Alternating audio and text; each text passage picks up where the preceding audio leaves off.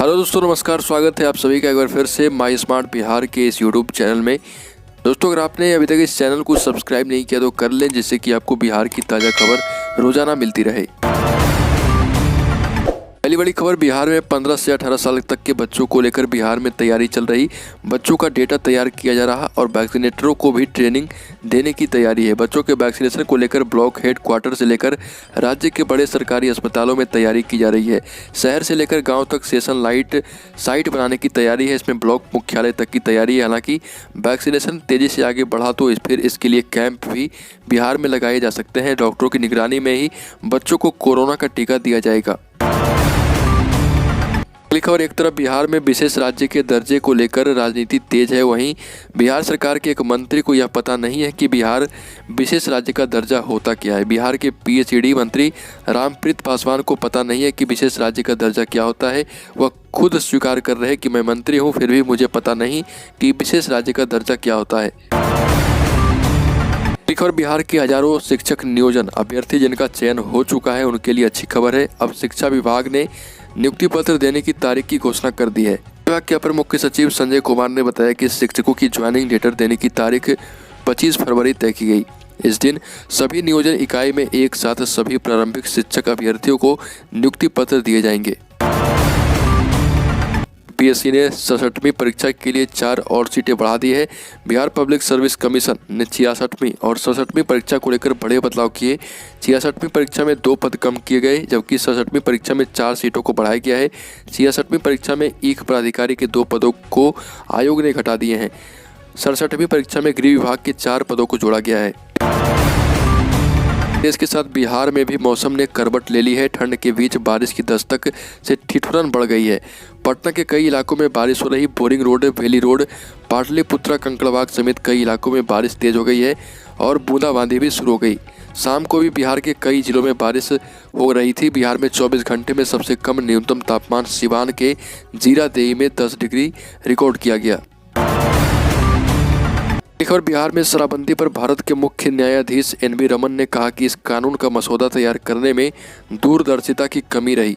इससे अदालतों में केस की बाढ़ आ गई है। ऐसा प्रतीत होता है कि विधायिका अपना सर्वोत्तम देने में सक्षम नहीं है।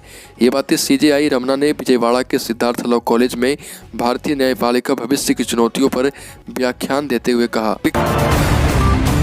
और बिहार सरकार के एक आईएएस अधिकारी पिछले 10 महीने से लापता हैं। सरकार ने जब खोजबीन शुरू की तो सरकार को भी कुछ पता नहीं चला, तो अंत में बिहार सरकार ने आईएएस अधिकारी डॉक्टर जितेंद्र गुप्ता को सर्विस रूल का उल्लंघन बताते हुए निलंबित कर दिया है।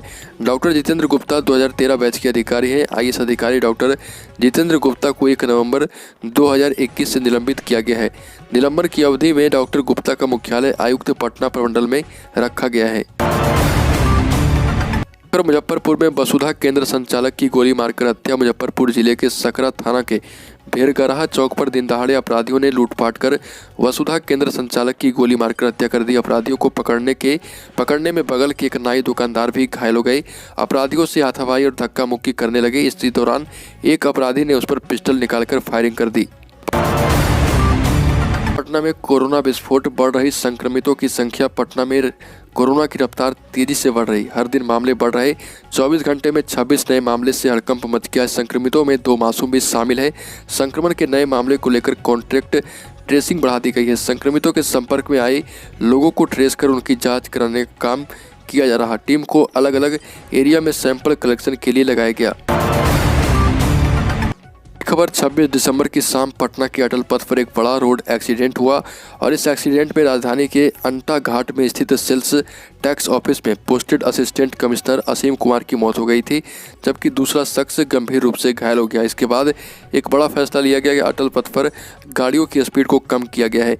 आपको बता दें कि रडार गन से स्पीड पर कंट्रोल की तैयारी बिहार सरकार के पथ निर्माण विभाग ने कर ली है।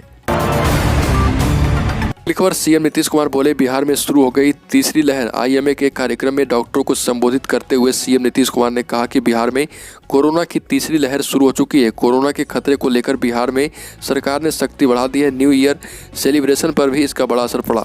सरकार ने 31 दिसंबर से 2 जनवरी तक सभी पार्कों और जैविक उद्यान केंद्रों को बंद कर दिया है। इस दौरान किसी को भी एंट्री नहीं दी जाएगी। सांस्कृतिक व अन्य कार्यक्रमों पर रोक नहीं लगाई गई। अगली खबर, मुख्यमंत्री नीतीश कुमार की सभा में जमकर हंगामा हो गया। नीतीश समाज सुधार अभियान के तहत मुजफ्फरपुर के MIT कॉलेज में जीविका दीदी को संबोधित कर रहे थे, तभी मंच के बगल में कुछ दूरी पर जनप्रतिनिधियों के दो गुट आपस में भिड़ गए। एक जनप्रतिनिधि मंच पर जाकर CM को ज्ञापन देना चाह रहे थे, उन्हें सुरक्षा बलों ने रोक दिया तो वह CM से मिलने की जिद पर अड़ गए और सुरक्षा कर्मियों से विवाद करने लगे। बैरिकेडिंग से जबरन निकलने का प्रयास भी किया गया। खबर, पड़ोसी राज्य झारखंड में 25 रुपये सस्ता मिलेगा पेट्रोल। झारखंड में अपने 2 साल पूरे होने पर सोरेन सरकार ने गरीब और मध्यम वर्ग को सस्ते पेट्रोल का तोहफा दिया है। राज्य के राशन कार्ड धारियों को 26 जनवरी से मोटरसाइकिल में पेट्रोल भरवाने 25 रुपये की छूट दी जाएगी। यह राशि डायरेक्ट बैंक ट्रांसफर के माध्यम से उनके खाते में भेजी जाएगी। एक कार्डधारी को हर महीने 10 लीटर पेट्रोल की खरीदारी पर यह छूट दी जाएगी। खबर, राजस्थान के गैंगस्टर लॉरेंस बिश्नोई के नाम से बिहार के एक मैरिज हॉल संचालक को धमकी भरा लेटर भेजा गया। गोपालगंज में अपराधियों ने एक मैरिज हॉल संचालक से 20 लाख की रंगदारी मांगी। घटना हथुआ थाना क्षेत्र के हथुआ सैनिक स्कूल के पास की है। मैरिज हॉल संचालक के घर अज्ञात बाइक सवार 2 बदमाशों ने फायरिंग की और एक धमकी भरा पर्चा फेंका। इसके बाद वहां से फरार हो गए। उस पर्चे में दिल्ली और राजस्थान के गैंगस्टर लॉरेंस बिश्नोई का नाम लिखा था।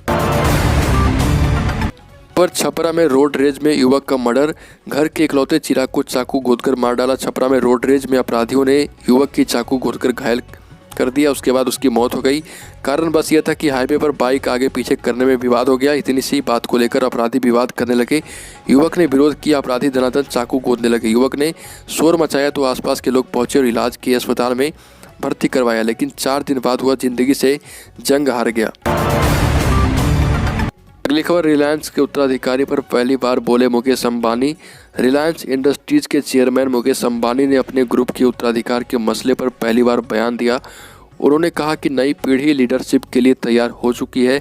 आकाश अंबानी, ईशा और अनंत अंबानी हमसे बेहतर प्रदर्शन कर रहे हैं और इनको जल्द ही उत्तराधिकार बना दिया जाएगा। अगली खबर, मुजफ्फरपुर में वसुधा केंद्र संचालक की गोली मारकर हत्या। मुजफ्फरपुर जिले के सकरा थाना के फिरगरहा चौक पर दिन दहाड़े अपराधियों ने लूटपाट कर वसुधा केंद्र संचालक की गोली मारकर हत्या कर दी। अपराधियों को पकड़ने में बगल के एक नाई दुकानदार भी घायल हो गए। अपराधियों से हाथापाई और धक्का मुक्की करने लगा। इसी दौरान एक अपराधी ने उस पर पिस्टल निकालकर फायरिंग कर दिया। वो बचने के लिए भागा। इसी दौरान लड़खड़ाकर गिर पड़ा, जिसमें उसका एक पैर भी टूट गया है। कोरोना के नए वेरिएंट ओमिक्रॉन के बढ़ते केस को देखते हुए राज्य सरकार ने 31 दिसंबर से 2 जनवरी तक राज्य के सभी पार्क और उद्यान को पूर्णतः बंद रखने का निर्णय लिया है, लेकिन VTR प्रशासन गाइडलाइन का पालन करते हुए वाल्मीकि नगर में आने वाले पर्यटकों को वाल्मीकि टाइगर रिजर्व का भ्रमण कर आएगी। और वन संरक्षक हेमकांत राय ने बताया कि नववर्ष के अवसर पर वाल्मीकि नगर में जितने भी होटल या रहने की जगह है उसकी ऑनलाइन बुकिंग हो चुकी है और अब सैलानियों को VTR घुमाकर ही दम लेंगे। दोस्तों, बिहार की ताज़ा खबरों में अभी के लिए इतना ही। अगर आपने अभी तक इस चैनल को सब्सक्राइब नहीं किया तो कर लें, जिससे कि आपको बिहार की डेली ब्रेकिंग न्यूज़ 25 ताज़ा खबर हर एक सुबह मिलती रहे।